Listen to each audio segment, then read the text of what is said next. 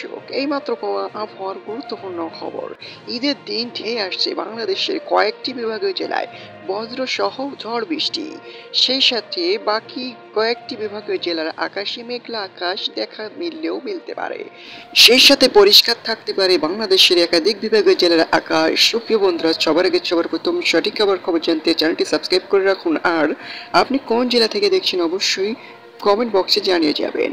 আর ঈদের দিন কোন কোন জেলায় হতে পারে এই বজ্রসহ বৃষ্টিপাত এবং কোন কোন জেলার আবহাওয়া কেমন থাকবে বিস্তারিত জানব ভিডিওটির মাধ্যমে। ঈদের দিন গোটা বাংলাদেশের আবহাওয়া কিন্তু পরিষ্কার থাকতে পারে। সেই সাথে চট্টগ্রাম বিভাগের কিছু কিছু জেলায় আংশিক মেঘলা আকাশ দেখা মিলতে পারে, তবে বৃষ্টির কোনো সম্ভাবনা দেখা যাচ্ছে না আবহাওয়া মডেলগুলোয়।